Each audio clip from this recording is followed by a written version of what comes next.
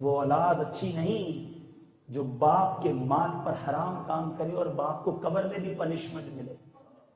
یہ بات میں نے اور آپ نے سوچنی ہے. اور یہ بھی بتا دوں، اولاد ایسے نہیں سدھرے گی. باپ کہے کہ میں ایک وقت کی نماز نہ پڑھوں اور میرا بچہ 5 وقت کا نمازی بن جائے. It's not possible. باپ کہے کہ میں سارا دن جھوٹ بولتا رہوں، میرا بچہ پاسدار اور سچا بن جائے. باپ کہے میں شراب پیوں، میرا بچہ شراب کے قریب نہ جائے. والدہ کہے کہ میں تو بے پردہ بازاروں میں گھوموں، میری بچی جو ہے بڑی با پردہ با حیا ہو جائے. یہ کیسے پاسبل ہے؟ بچوں کو نیک بنانے کے لیے پہلے ہمیں نیک بننا ہوگا. یہ انٹرنیشنل رول ہے جو مسلمہ حقیقت ہے کہ بچے سب سے پہلے انسپائر ہوتے ہیں اپنے والدین سے. میں اس کی اگزامپل دیتا ہوں آپ کو، آپ میری بات کی تائید کریں گے. جن کے گھروں میں دادا دادی یا ماں باپ نماز پڑھتے ہیں، آپ نے دیکھا ہوگا چھوٹے چھوٹے بچے آ کر ان کے برابر میں نماز پڑھنا شروع ہو جاتے ہیں. ان کو نماز پڑھنے نہیں آ رہی ہوتی، وہ ابو کو دیکھتے ہیں ابو سجدہ کر رہے ہیں، وہ بھی سجدے میں چلے جائیں گے. چھوٹی بچی چھوٹا سا دوپٹہ لے کر آئے گی، سر پہ باندھے گی، امی کے برابر میں کھڑی ہو جائے گی. وائی؟ اس کو آپ نے کہا نہیں ہے، مگر دے فالو دے پیرنٹس. وہ انسپائریشن لیتے ہیں اپنے ماں باپ سے. اب وہی ماں باپ نماز نہ پڑھیں تو بچے بے نمازی ہو گئے. بچوں کا قصور کم ہے. ماں باپ نے بچوں کو بٹھا کر فلمیں ڈرامے گانے باجے دکھائے. اب ان کے بچے اگر روڈ پر گانے گاتے ڈانس کرتے نظر آتے اس میں بچوں کا قصور کم ہے. ہم نے بچے کو جو بنانا چاہا وہ بنایا. آپ نے کمپیوٹر لا کر دیا، وہ کمپیوٹر سیکھ گیا. آپ نے اسکول بھیجا، وہ انگلش سیکھ گیا. آپ نے اسے دنیاوی مینر سکھائے، وہ مینر سیکھ گیا. آپ اپنی فیکٹری میں لائے، وہ بزنس سیکھ گیا. آپ قرآن پڑھاتے، وہ قرآن سیکھ جاتا. آپ حدیث پڑھاتے، وہ حدیث سیکھ جاتا. آپ علم دین پڑھاتے، وہ عالم بن جاتا. اٹس آور پرابلم کہ ہم نے اس کو کیا سکھایا. اور ہم کہتے ہیں جناب بچہ کے لیے دعا کر دیں، میرا بچہ نیک ہو جائے. ارے بچے نیک ان کے ہوتے ہیں جو ماں باپ نیک ہوتے ہیں. اللہ تعالیٰ ان کے گھر میں ایسی اولاد عطا فرماتا ہے کہ وہ ان کی مغفرت کا ذریعہ بن جاتی ہے. تو اگر آپ یہ چاہتے ہیں کہ آپ اور آپ کی اولاد نیک ہو، آئیے. دعوت اسلامی کا یہ ماحول ہمیں یہ پوری فیملی کے لیے موقع دیتا ہے. ہم نے شاید خود اپنے پیروں پر کلاڑی ماری ہے.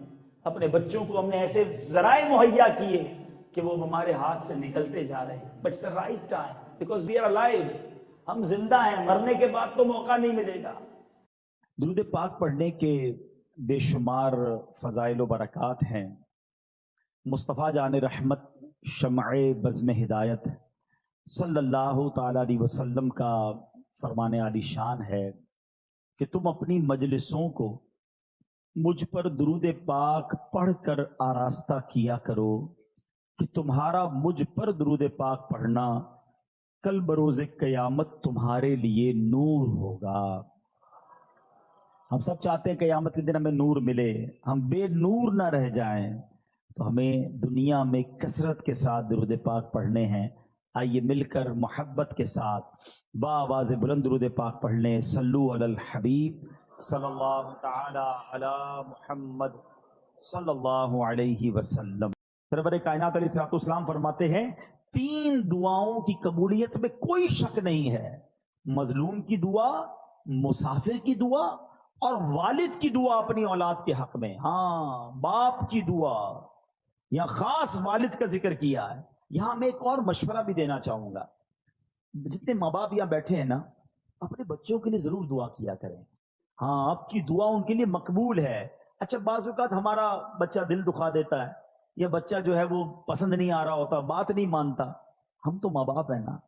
جب اللہ نے ہمیں یہ مقام، اللہ کے حبیب علیہ الصلوۃ والسلام نے حدیث میں یہ مقام عطا کر دیا کہ ماں باپ کی دعا بچوں کے حق میں قبول ہوتی ہے، تو اللہ سے مانگو نا کہ اللہ اس کو نیک بنا دے، پرہیزگار بنا دے، میرا بھی فرما بردار کر دے، اپنا بھی فرما بردار کر دے، تاکہ اس بچے کا بیڑا پار ہو جائے. بدقسمتی یہ ہے کہ بعض اوقات کچھ ماں باپ اپنے بچوں کو بد دعائیں دیتے ہیں. اچھا، بعد میں پریشان بھی خود ہی ہوتے ہیں، کیونکہ جب آپ کہہ دیں گے اور قبول ہو گیا تو پھر اس کے بعد آپ ہی پریشان ہوں گے. اب ایک واقعہ سنیے گا. دعا کی بات کمپلیٹ ہو گئی. اب میں کچھ آپ کو ماں باپ اگر بد دعا دے دیں تو اس میں کیا بیڑا غرق ہو جاتا ہے. اچھا، بعض اوقات گناہگار مقبول بارگاہ الہی ہو جاتا ہے، ولی بن جاتا ہے ماں باپ کی دعا سے. اور اگر ماں باپ بددعا دے دیں تو اللہ کی بارگاہ کا مقبول یا نیک بندہ جو ہے نا وہ بھی کس طرح پھنس جاتا ہے. جریج ایک شخصیت ہے نہایت نیک اور اللہ عز و جل کا مقبول بندہ تھا. کبھی اللہ عز و جل اپنے پیاروں کو بھی آزمائش میں ڈالتا ہے، جیسے جریج کو آزمائش میں ڈالا. جریج کی بارگاہ الہی میں مقبولیت کا اندازہ اس بات سے لگائیے کہ آپ نے دودھ پیتے بچے کو ہاتھ لگایا، وہ بول اٹھا اور آپ کے بے گناہ ہونے کی گواہی دی. یہ تو آپ کی روشن کرامت تھی، لیکن ہوا کیا تھا؟ واقعہ کیا ہوا تھا ذرا یہ سمجھیے گا. یہ حدیث پاک ہے، حضرت ابو ہریرہ رضی اللہ تعالیٰ عنہ سے روایت ہے کہ نبی پاک علیہ الصلوۃ والسلام نے فرمایا جھولے میں دودھ پیتے بچوں میں 3 لوگوں نے کلام کیا. حضرت عیسیٰ علیہ السلام، نمبر 2 جریج کے متعلق ایک بچے نے کلام کیا. آقا فرماتے کہ وہ جریج کون تھا؟ ایک عبادت گزار شخص تھا، اس نے ایک عبادت گاہ بنائی ہوئی تھی جس میں وہ رہتا تھا. ایک دن ماں اس کے پاس آئی اور اس وقت وہ نماز پڑھ رہا تھا. ماں نے کہا اے جریج، نماز کے دوران پکارا. تو آپ نے کہا کہ ایک طرف میری ماں ہے ایک طرف نماز ہے، میں کیا کروں؟ نماز جاری رکھی، ماں چلی گئی. دوبارہ اگلے دن ماں آئی، پھر نماز پڑھ رہا تھا. ماں نے پکارا اے جریج، پوچھا سوچا ایک طرف تو اللہ کی نماز ہے، پروردگار کی عبادت ہے، دوسری طرف ماں ہے. نماز جاری رکھی، ماں کا دل ٹوٹا، ماں نے اسے بد دعا دی. ماں نے کہا کہ اے اللہ اس کو اس وقت تک موت نہ دینا جب تک کسی بری عورت کا یہ سامنا نہ کر لے. اب کیا ہوا؟ تو بنی اسرائیل کے لوگ آپس میں جریج کی عبادت کا بڑا ذکر کرتے تھے. ایک بد کردار حسین و جمیل عورت جو بری عورت تھی، اس نے بنی اسرائیل سے کہا اگر تم کہو تو میں اس کو اپنے فطرے میں پھنسا لیتی ہوں. پھر وہ عورت جریج کے پاس آئی، جریج نے اس کی طرف کوئی توجہ نہیں دی. وہ عورت اس چرواہے کے پاس آئی جو جریج کی عبادت کے پاس ہی رہتا تھا. اس بدبخت نے اس عورت کے ساتھ غلط کام کیا. اب اس عورت کے یہاں جب بچہ ہوا تو یہ جا کر اس نے الزام لگایا کہ یہ بچہ جریج کا ہے. لوگ جریج کی عبادت گاہ پر گئے اور اس کو نکالا، مارنا پیٹنا شروع کر دیا کہ تو بڑی عبادت گزار بنتا تھا، یہ تجھ پر اتنا بڑا الزام. اب جریج نے کہا مسئلہ کیا ہے؟ کہا یہ عورت کہتی تو نے غلط کام کیا، یہ بچہ تیرا ہے. جریج نے کہا پہلے مجھے ٹھہرو، نماز پڑھنے دو. 2 رکعت نماز پڑھی اور بچے کے پاس آیا، اس کے پیٹ میں انگلی چبو کر دریافت کیا ہے لڑکے تمہارا باپ کون ہے؟ اس نے کہا یہ چرواہا میرا باپ ہے. لوگوں نے آگے بڑھ کر اب جریج کو بوسہ دیا، معافی مانگی، بولے ہم آپ کو سونے کی ایک عبادت گاہ تعمیر کر دیتے ہیں. جریج نے جواب دیا نہیں، تم دوبارہ مٹی سے ہی تعمیر کر دو، جیسے پہلے میری عبادت گاہ تھی ویسا ہی بنا دو. نبی پاک نے واقعہ سنایا. باتیں سیکھنے کو کیا ملی؟ کہ ماں کا دل دکھایا تو آزمائش آئی نا. جو ماں نے کہا ایسا ہوا. یہ تو ٹھیک ہے کہ اللہ پاک نے اس کو آزمائش سے نکال دیا، لیکن ماں باپ کا دل کبھی نہیں دکھانا. ہاں کتنا ہی تمہارا بڑا مرتبہ ہوا نا، اور ماں باپ ناراض ہو گئے تو بہت بڑی مشکل میں آ جائیں گے. اسی طرح زمخشری، یہ معتزلیوں کا بڑا بڑا عالم ہے، جنہوں نے کتابیں پڑھی ہیں وہ جانتے ہیں کہ اس کی ٹانگ کٹ گئی. لوگوں کے پوچھنے سے کہ کیسے ہوا تو کہا یہ میری ماں کی بد دعا کا نتیجہ ہے. کہ بعد معاملہ کیا ہے؟ کہ بچپن میں ایک چڑیا میں نے پکڑی تھی اور اس کی ٹانگ ڈوری سے باندھ دی، اتفاق سے وہ میرے ہاتھ سے چھوٹ کر دیوار میں گھس گئی. اب جب میں اسے کھینچتا تھا تو ظاہر ہے اس کی ٹانگ تو باہر آ رہی تھی، چڑیا نہیں آ رہی تھی. تو میں نے ڈوری زور سے پکڑ کر کھینچی تو اس کی ٹانگ ہی باہر آ گئی. چڑیا اندر ہی رہ گئی، ٹانگ اس کی باہر آ گئی. میری ماں نے جب یہ دردناک منظر دیکھا تو بے ساختہ میری ماں کی زبان سے نکلا کہ جس طرح تم نے اس کا پاؤں کاٹا ہے اللہ تیرا پاؤں بھی کاٹے. حالانکہ وہ اس زمانے کا عالم تھا.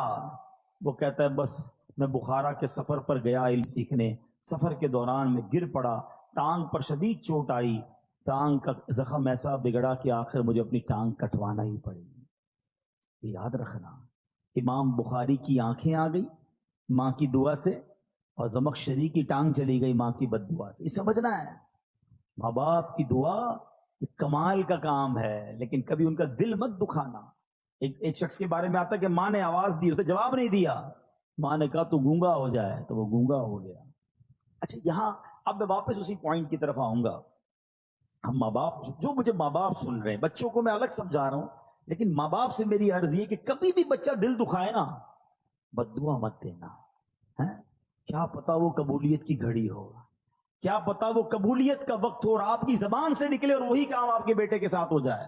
وہ عورتیں ہماری بہت زیادہ تجھے کیڑے پڑے, تو برباد ہو جائے, تو خوش نہ ہو, بعد میں آپ کو ہی تکلیف ہوگی جب بچے کو کچھ ہو گیا تو بد دعا نہ دیں. اور بچوں سے گزارش یہ ہے کہ اپنے ماں باپ کی خوب خدمت کریں, ان کی دعائیں لیں, کیونکہ ماں باپ کی دعا تمہارے سارے غم دور کر دے گی. لوگ بعض اوقات بہت سارے لوگوں کے پاس دعا کے لیے جاتے ہیں, اگر واقعی تمہارے پاس ماں باپ ہے نا, ارے انہی کے قدموں میں بیٹھ جاؤ, انہوں نے ہاتھ اٹھا دیے, طوفان ٹل جائیں گے, مشکلیں آسان ہو جائیں گی. اب آخر میں پیارے اسلامی بھائیوں, اپنے بیان کے اختتام میں ان لوگوں سے کچھ بات کر لیتا ہوں کہ جن کے ماں باپ چلے گئے. اب مسئلہ یہ, ماں باپ تو چلے گئے, اب تو دعا تو لے نہیں سکتے, اب ہم کیا ایسا کریں کہ ان کے جانے کے بعد ان کی روح ہم سے خوش ہو جائے, ان کے جانے کے بعد بھی وہ ہم سے راضی ہو جائے, اور اللہ ہمیں ماں باپ کے فرما برداروں میں شامل کر لے. تو اس کا طریقہ یہ ہے کہ ہم پہلے تو ماں باپ کو خوب ایصال ثواب کرتے رہیں. الحمدللہ جن کو اللہ نے نوازا ہے, جو کر سکتے ہیں وہ ماں باپ کے لیے مسجد بنا دیں. مسجد نہیں بنا سکتے, مسجد میں حصہ ملائیں, قرآن خوانی, صدقہ جاریہ کے کام, دعائیں, ہر نماز کے بعد ماں باپ کے لیے دعا کرتے رہیں. انشاءاللہ رب کریم اس کی ماں باپ کی روح کو اس بندے سے خوش کر دے گا, کیونکہ اگر بچہ انہیں یاد کرتا رہے گا, انہیں ایصال ثواب کرتا رہے گا. اسی طرح جن کے ماں باپ حیات ہیں ان کے لیے بھی بڑے پیارے پیارے آداب کتاب میں لکھے کہ ان سے دل سے محبت کریں, ان کو نام سے مت پکاریں, ان کی کنیت سے پکاریں جسے وہ پسند کرتے ہیں. اب جیسے آج کے دور میں ہم امی جان ابو جان کہتے ہیں, بعض لوگ اپنے ماں باپ کو بھی نام سے پکار رہے ہوتے ہیں. ان سے پہلے نہ بیٹھیں, ان کے آگے نہ چلیں, حتی الامکان ان کے برابر نہ بیٹھیں. اگر وہ تشریف لائیں تو ان کے استقبال کے لیے تعظیماً کھڑے ہو جائیں, ان کو عزت کی جگہ بٹھائیں, ان کے لیے اپنی چادر بچھا دیں, چہرے کی بشاشت اور خندہ پیشانی کے ساتھ محبت کے ساتھ ان کا استقبال کریں. اپنی بات احسن انداز میں کریں, اگر نہ مانے تو خاموش ہو جائیں, ضد نہ کریں, ناراض ہوئے بغیر ان کی بات قبول کریں, ان سے نرمی سے بات کریں. ہاں یہ بہت بڑا پرابلم ہے. بیٹا جب بڑا ہو جاتا ہے, بیٹی بڑی ہو جاتی ہے, تو سختی سے ماں باپ سے بات کر رہے ہو, ماں باپ کو ڈر لگ رہا ہوتا ہے, ماں باپ کا دل نہیں چاہتا کوئی بات کرنے کو, یا جب بات کرتا ہوں کاٹنے کو آتے ہیں, جب بات کرتا ہوں مجھے ڈانٹتے ہیں. ماں باپ کو کوئی ڈانٹتا ہے؟ تحفہ اس اولاد پر کہ جس سے بات کرنے میں ماں باپ کو ڈر لگتا ہے. ارے ماں باپ سے بندہ بات ایسے کرے جیسے غلام آقا سے بات کر رہا ہے. کسی افسر کے پاس جاتے تو کیسے جاتے ہیں؟ سر تھوڑا سا میرا کام, تھوڑی فائل پہ سائن کر دیں, آپ کی بڑی مہربانی, بہت بہت, بہت شکریہ, بس. اچھا وہ کہ نہیں, اچھا صاحب کوئی بات نہیں, میں کل آ جاؤں گا. اس سے نہیں کہتے مانا کیوں کر رہے, کل کیوں بلا رہے ہیں؟ نہیں میں کل آ جاؤں گا, کوئی سر آپ ناراض نہ ہو. دنیا کے افسر سے یہ انداز, اور ماں باپ سے کیوں منع کر رہے ہیں, کیوں روک رہے مجھے جانے سے, میری بات آپ کیوں نہیں مان رہے؟ ارے تم ماں سے اس طرح بات کرو گے, والد سے اس طرح بات ہوگی؟ کتابوں میں لکھا ہے بیٹے پر حق ہے والد کا اس طریقے سے کہ بیٹا باپ کے آگے ایسے رہے جیسے غلام آقا کے آگے رہتا ہے.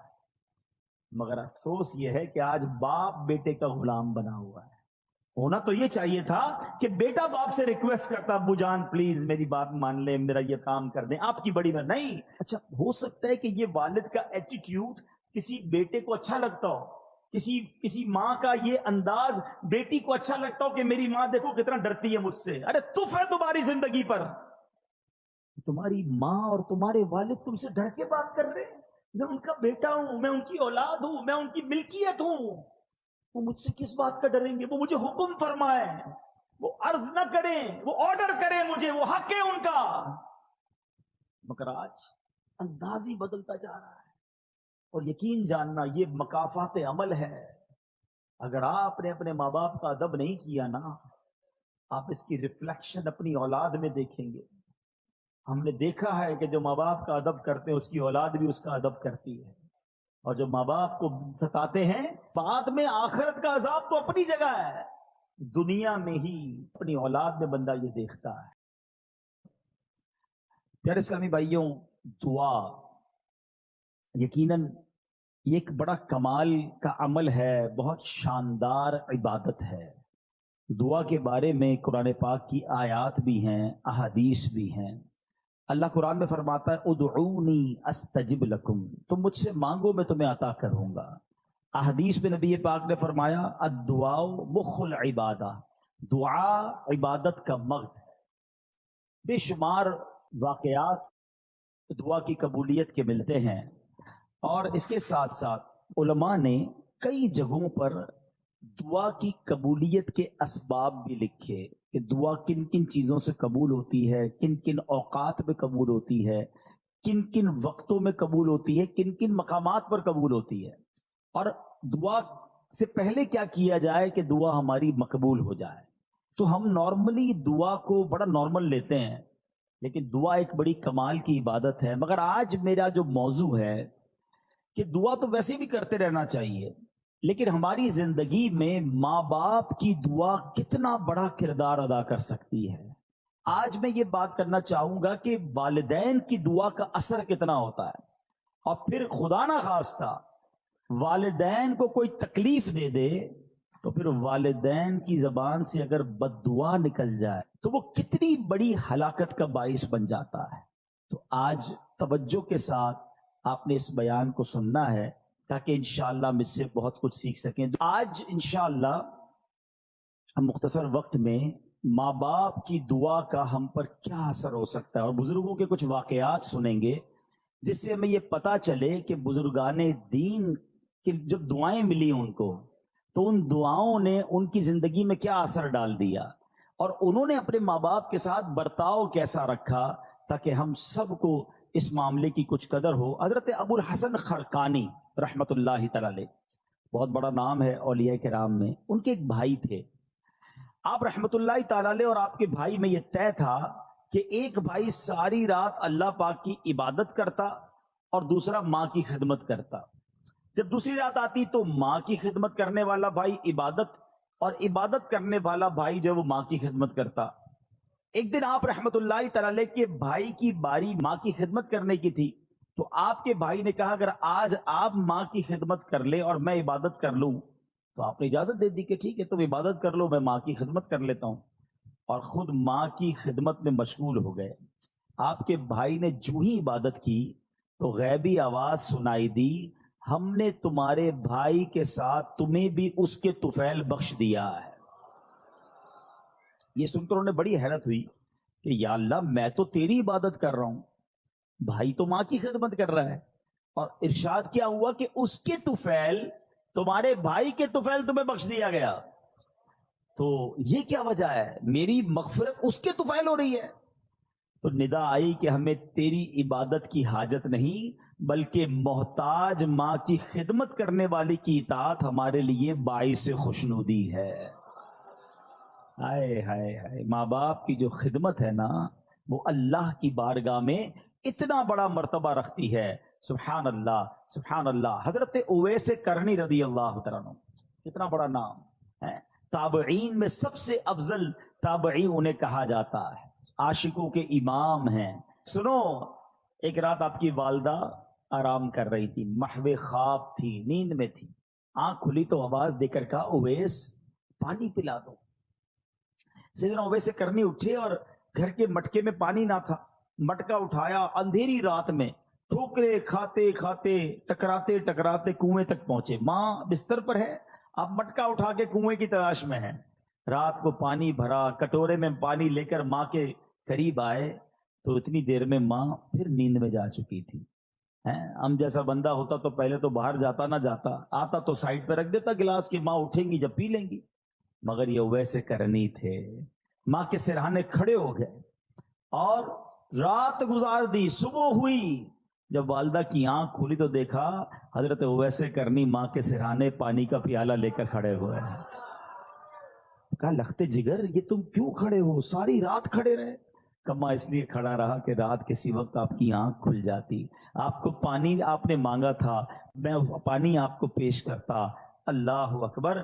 اب جب ماں نے اتنی فرما برداری دیکھی نا، دعا ماں کی سنو، ایسی ماں نے دعا کی کہ ماں نے کہا کہ یعنی آپ کے درجوں کی بلندی کی ایسی دعا کی کہ اللہ نے آپ کے درجے بلند فرما دیے۔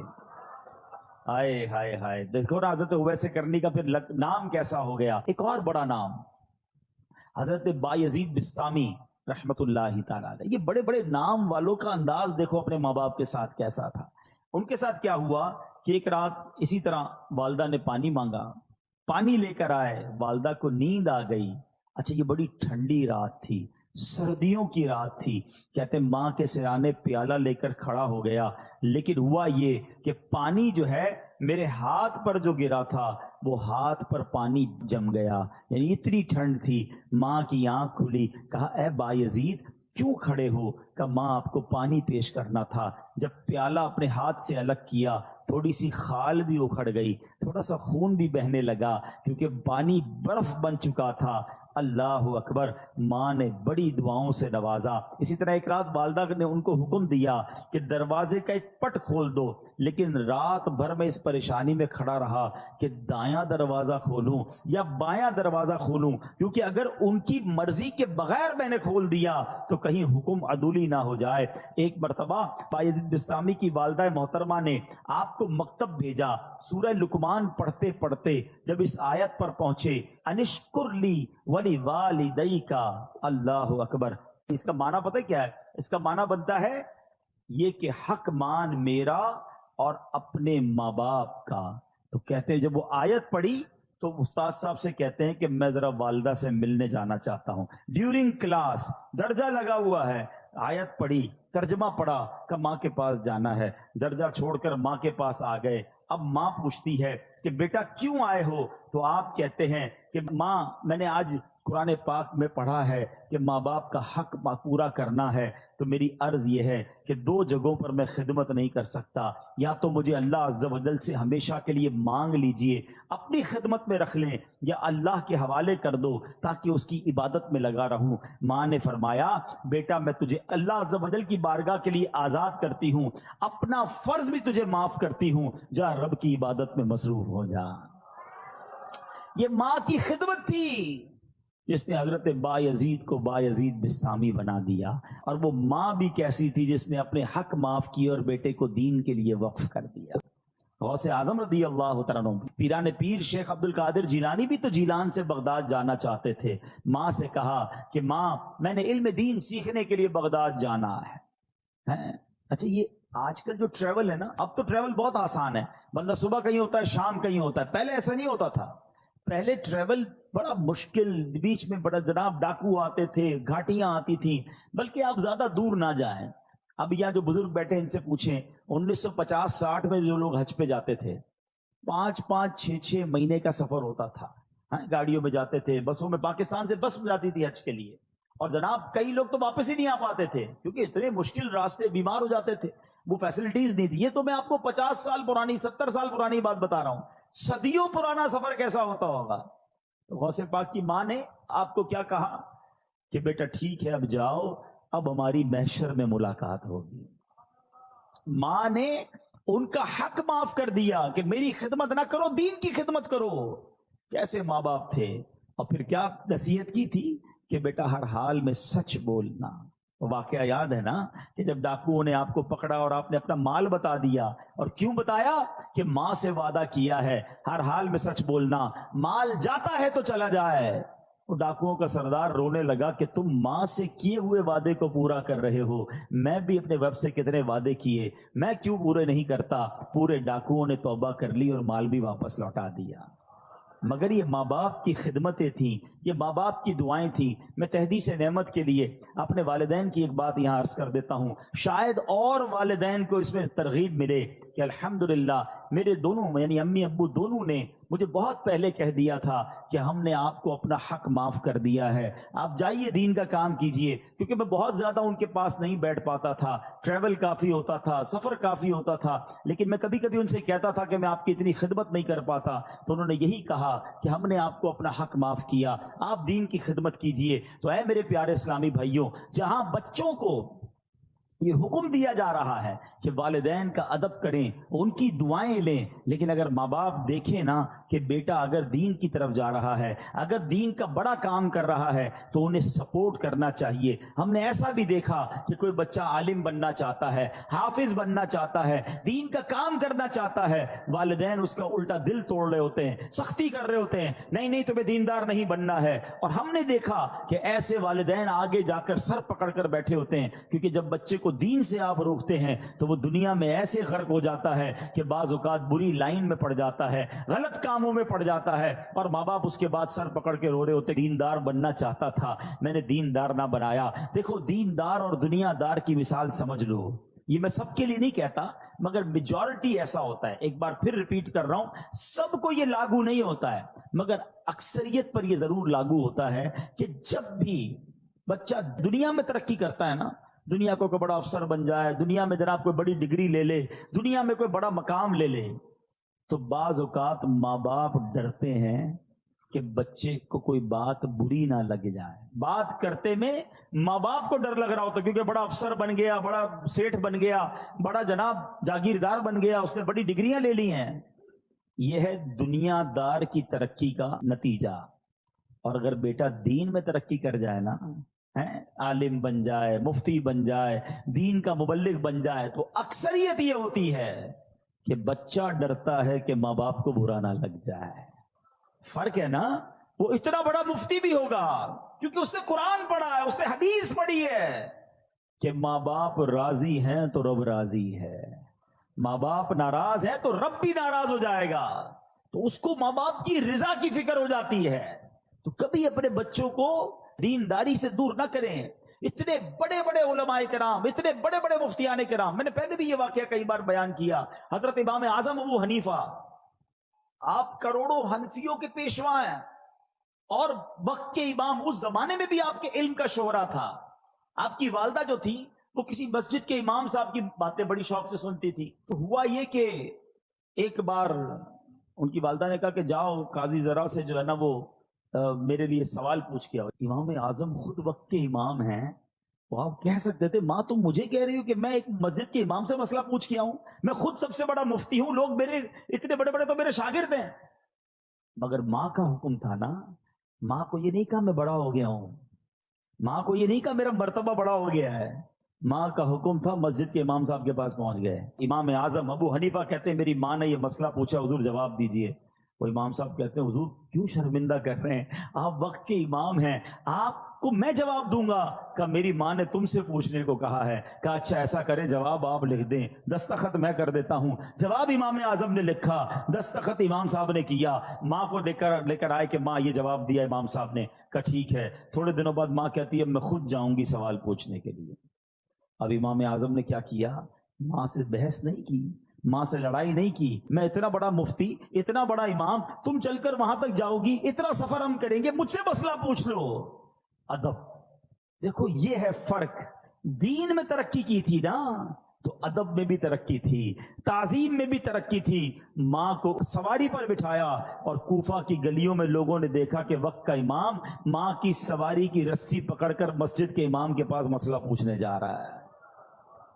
آپ ادب سے باہر کھڑے ہو گئے مسجد کے، ماں اندر جاتی ہے، مسئلہ پوچھتی ہے، ماں واپس آتی ہے، امام اعظم رسی پکڑ کر واپس لے کر آتے ہیں۔ اے میرے پیارے اسلامی بھائیوں، اس واقعے سے شاندار درس یہ ہے، آج ہم میں کوئی مالدار بن جائے، کوئی جناب افسر بن جائے، کوئی جناب کسی علاقے کا کونسلر، ایم این اے، ایم پی اے یا ویسے ہی مشہور ہو جائے، دیندار لوگوں سے بھی بات کر رہا ہوں، اگر تمہارے کچھ چاہنے والے بن گئے، کچھ فالوور بن گئے، کبھی اپنے ماں باپ کو یہ مت کہنا میں بڑا ہو گیا ہوں، میں بڑا آدمی ہو گیا ہوں، میرے سے اس طرح بات نہ کرو، میرے پاس ٹائم نہیں ہے۔ میں کچھ بھی ہو جاؤں اپنے ماں باپ کا بچہ ہی ہوں۔ ہاں، ان کی ویل چیئر چلانے کا جو مزہ ہے نا، ان کے پیر دبانے کا جو لطف ہے اور ان کے لیے کوئی خدمت کرنے کا جو لطف ہے وہ اٹھایا کرو۔ اپنے آپ کو بڑا ماں باپ کے سامنے مت سمجھنا۔ جنہوں نے اپنے ماں باپ کے آگے اپنے آپ کو جھکایا، اپنے ماں باپ کی تعظیم کی، اللہ نے ان کے ناموں کو بلند کر دیا۔ ہاں، ادھر اونچا سر کرو گے تو دنیا میں ذلیل ہو جاؤ گے، ادھر سر جھکا دو گے، تعظیم کرو گے، دعا لگ گئی تو بیڑا پار ہو جائے گا۔ ہاں، حضرت محدث اعظم پاکستان مولانا سردار صاحب، کتنا بڑا نام ہے، بڑے بڑے علماء ان کے شاگرد ہیں۔ آپ کو پتا آپ کی والدہ آپ کو کیا دعا دیتی تھی؟ ان کا نام سردار تھا۔ کہا میرے بیٹے کو اللہ دین میں سردار بنا دے۔ ماں کی دعا لگی، اب محدث اعظم پاکستان بن گئے۔ یہ ہے ماں کی دعا کا صلہ۔ اے میرے پیارے اسلامی بھائیوں، اور بڑے بڑے صحابہ، خود نبی پاک علیہ السلام کا انداز اپنے والدین، صرف والدین نہیں، ماں باپ کے جو دوست ہوتے ہیں، ماں باپ کا انتقال ہو جائے نا تو فیملی میں اب ہمارے یہاں پرابلم کیا ہے، جب ماں باپ کا انتقال ہوا اب ماں باپ کے دوستوں سے رشتہ داروں سے رشتہ ہی ختم. ادھر والدہ کا انتقال ہوا ننیال سے رشتہ ختم، والد صاحب کا انتقال ہوا ددیال سے رشتہ ختم، چاچا کو کوئی نہیں پوچھتا، تایا کو کوئی نہیں پوچھتا ہے. ادھر اسی طرح امی کا انتقال ہو گیا، ننیال کو کوئی نہیں پوچھ رہا. نہیں، جن کا ان کے ساتھ تعلق تھا ان کی روح کو اگر راضی کرنا ہے تو ان کے جانے کے بعد ان کے رشتہ داروں اور ان کے دوستوں کے ساتھ اچھا سلوک کریں. اب سنیں، حضرت سیدنا عبداللہ ابن عمر سے مکہ مکرمہ میں ان کی ایک عرابی، ایک دیہاتی سے ملاقات ہوئی. عبداللہ ابن عمر نے اس کو سلام کیا، جس سواری پر آپ سوار تھے اس بندے کو، اس عرابی کو اس سواری پر بٹھا لیا اور اپنا امامہ اتار کر اسے دے دیا. اب باقی ساتھی دیکھ رہے ہیں اتنی بڑی شخصیت اور جناب یہ کیا کر رہے ہیں گاؤں گوٹھ کے آدمی کے ساتھ. حضرت یہ تو تھوڑے سے پیسوں سے، تھوڑے سے تحفے سے بھی گاؤں والے خوش ہو جاتے ہیں، آپ نے اتنی مہربانی کیوں کی؟ آپ نے فرمایا کہ اس کا باپ جو ہے نا میرے والد سیدنا عمر بن خطاب، حضرت عمر کے بیٹے تھے نا حضرت عبداللہ ابن عمر، کہتے اس کا جو والد تھا نا وہ میرے والد حضرت عمر کا دوست تھا. میں نے اللہ کے رسول کو فرماتے ہوئے سنا ہے کہ بہتر بھلائیوں میں سے ہے کہ بیٹا اپنے باپ کو ساتھ محبت رکھنے والوں سے بھی صلہ رحمی کرے. یعنی جو آپ کے والد کے ساتھ اچھا سلوک کرے نا، اب وہ چلے گئے والد صاحب دنیا سے، اب ان کے ساتھ اچھا سلوک کرے. آپ کو معلوم ہے نبی پاک علیہ الصلوۃ والسلام بی بی خدیجۃ الکبریٰ رضی اللہ تعالی عنہا کی جو سہیلیاں تھیں نا ان کو بھی تحفے بھجوایا کرتے تھے، حالانکہ ان کا وصال ہو گیا تھا. یہ سبق ہے ہم سب کے لیے. بعض اوقات ہمارے والد کا بڑا گہرا دوست ہمارے سامنے آ جاتا ہے، ابو تو رہے نہیں، بندہ اس کو گھاس ہی نہیں ڈالتا، ارے کھڑے ہو کے ہاتھ چومے اس کا، یہ آپ کے چچا کی مانند ہے، اس کی عزت کرو گے تو والد کی روح خوش ہو جائے گی. اپنے اصلی چچا کی خدمت کریں، چچا زاد بھائی بہنوں کا خیال رکھیں.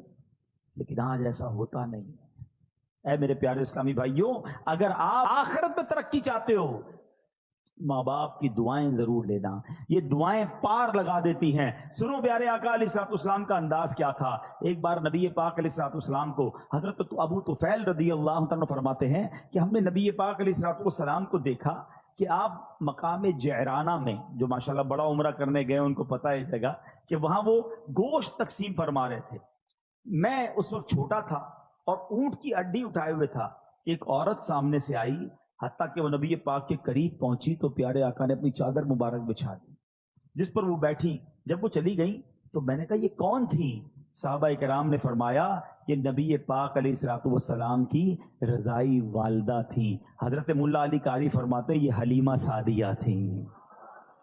آقا کو دودھ پلایا تھا نا، نبی پاک نے یاد رکھا اور جب وہ آئی تو اپنی چادر بچھائی، ان کو سب کے سامنے تعظیم دی. اللہ اکبر. لکھا ہے کتابوں میں کہ نبی پاک کے پاس آئیں تو آقا ان کے لیے کھڑے ہو گئے، ان کی تعظیم کی، ان کے ساتھ خوش خلقی سے پیش آئے، ان کی خاطر چادر بچھائی. اللہ اکبر. یہ کتنا بڑا انداز ہے نبی پاک کا. سبق ہے ہمارے لیے کہ اگر بچپن میں کسی نے مجھے کھلایا ہے، پلایا ہے، ساتھ دیا ہے، صرف ماں باپ نہیں، ہمارے کچھ رشتہ دار ہوتے ہیں جنہوں نے بچپن میں ہمارے ساتھ بھلائی کی ہوتی ہے، ہمیں سپورٹ کیا ہوتا ہے، کسی نہ کسی موقع پر بہت سارے رشتہ داروں نے ہمارے ساتھ بھلائی کی ہوگی مگر ہمیں وہ یاد نہیں رہتی. ہماری خالہ ہے، ہماری پھوپھی ہے، ہمارے خالہ جان ہے، خالو ہیں، یقیناً جہاں جہاں پردے کے معاملات ہوں گے ہم ان شرعی تقاضوں کو تو خیال رکھیں گے مگر حسن سلوک، خیر و عافیت پوچھنا، کبھی کوئی تحفہ بھجوا دیا، اللہ نے تھوڑا مال دیا تو اپنے رشتہ داروں میں تقسیم کیا،